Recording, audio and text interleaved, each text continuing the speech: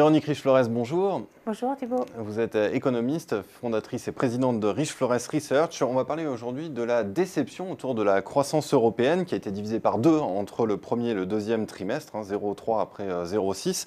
Alors, première question, comment est-ce que vous l'analysez? Est-ce qu'on peut lier cela directement à la fin de l'effet de l'alignement des astres? Alors bien sûr, les taux ne peuvent pas descendre plus bas et puis les cours du brut ne vont pas se remettre à flamber, mais c'est quand même la fin d'une certaine cagnotte pétrolière qui avait fait du bien au pouvoir d'achat des ménages l'an dernier. Oui, je pense qu'incontestablement, il y a eu une combinaison d'effets favorables au premier trimestre, dont le regain de baisse des prix du pétrole. Et on a très vite vu effectivement des effets sur la consommation, notamment les ventes d'automobiles un petit peu partout en Europe. Donc, je dirais, il y a deux réactions. La première réaction, face à la division par deux, comme vous l'avez dit, du rythme de croissance, c'est de se dire, bon, bah, finalement, de toute façon, personne ne s'attendait à ce qu'on continue à évoluer sur un 0,6 par trimestre.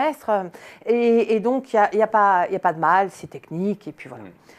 Plus on avance dans le temps néanmoins, plus on voit que le technique est en train de se transformer en quelque chose qui risque de nous annoncer un troisième trimestre assez déplorable en réalité, et avec une baisse accélérée quand même de la production industrielle un petit peu partout depuis le début de l'été, des exportations qui sont complètement atones ou en baisse, je pense notamment pour ce qui est de l'Allemagne ou de la France, et des consommateurs ou un moral des consommateurs, une propension à consommer, disons, qui semble s'user, en tout cas ne pas revenir comme on aurait pu l'escompter. Donc il y a une espèce d'usure qui s'explique de ci, de là. Alors en Allemagne, on comprend bien les crispations politiques, les élections, il y a beaucoup d'éléments. En France, on a un peu du mal à comprendre ce qui se passe. Il y a des gains de pouvoir d'achat, l'emploi se porte plutôt bien, et on a l'impression que tout d'un coup, les ménages ne croient plus beaucoup. Ils étaient à la limite plus optimistes en début d'année qu'aujourd'hui.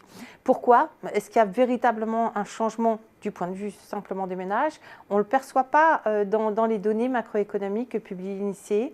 Donc il y a quelque chose d'autre qui indiscutablement interroge. Et puis vous avez la crise italienne, des référendums, des votes, la possibilité d'un troisième vote en Espagne. Tout ceci finit effectivement par créer une espèce de chape politique, me semble-t-il, qu'on ressent de plus en plus dans les tendances de la conjoncture. Alors, troisième trimestre ne sera pas bon.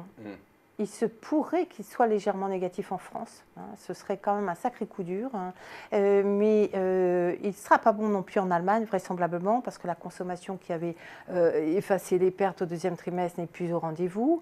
Et par contre, les tendances un peu plus longues semble suggérer que l'Allemagne soit en train effectivement d'avancer sur le front du rééquilibrage de sa croissance en faveur d'une croissance plus domestique que tirée par les exportations. Et si c'est le cas effectivement, alors le bilan côté français est loin du compte. C'est-à-dire qu'en France, on prend un retard de plus en plus marqué, ce qui n'était pas, à mon avis, forcément le cas ou visible il y a un an, même si beaucoup le disaient à l'époque, je n'avais pas forcément cette perception. Il me semble que là, aujourd'hui, on a beaucoup plus d'éléments d'inquiétude. Pour en revenir à l'Allemagne, on ne pourrait pas imaginer que l'Allemagne devienne la locomotive de la croissance européenne. Alors effectivement, vous l'avez rappelé, à court terme, ça semble très compliqué, mais il y a quand même quelques raisons d'espérer. Les revalorisations salariales, il y a également bien sûr la cagnotte budgétaire ou même le choc démographique. On pourrait s'attendre à ce que l'Allemagne reparte. Alors, il se peut que l'Allemagne ait une croissance un peu plus vive, effectivement. De là à jouer le rôle de locomotive pour le reste de l'Europe, c'est plus compliqué. Je pense que c'est plus compliqué. Ce qu'on voit, c'est que les années ou les périodes durant lesquelles l'Allemagne a véritablement joué ce rôle de locomotive, ce n'est pas quand les Allemands ont consommé. C'est en général quand l'Allemagne a exporté et qu'elle a investi et qu'elle avait des besoins de la part de ses sous-traitants dans le reste de l'Europe. Quitte à pressuriser son marché intérieur.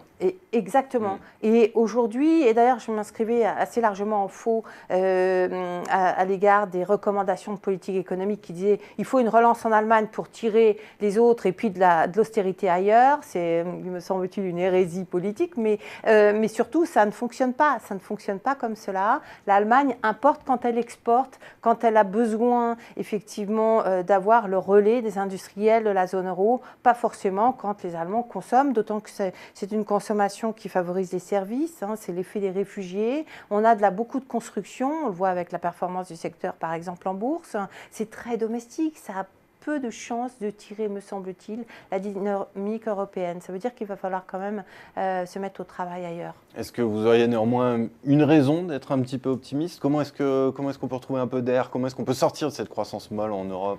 Alors, je suis un peu moins inquiète parce qu'effectivement, on commence à percevoir un rééquilibrage de la politique économique, c'est-à-dire qu'il n'y a plus seulement la BCE toute seule qui se démène à coups de taux d'intérêt négatifs éminemment problématiques pour soutenir la croissance. On voit que du côté budgétaire, les directives européennes commencent à être un peu plus, me semble-t-il, plus lâches, qu'un certain nombre d'initiatives très limitées, mais sont au rendez-vous. La première, le grand acteur, c'est l'Allemagne pour des raisons domestiques, avec l'annonce de ce vaste plan d'investissement en infrastructure pour les 15 prochaines années d'ailleurs.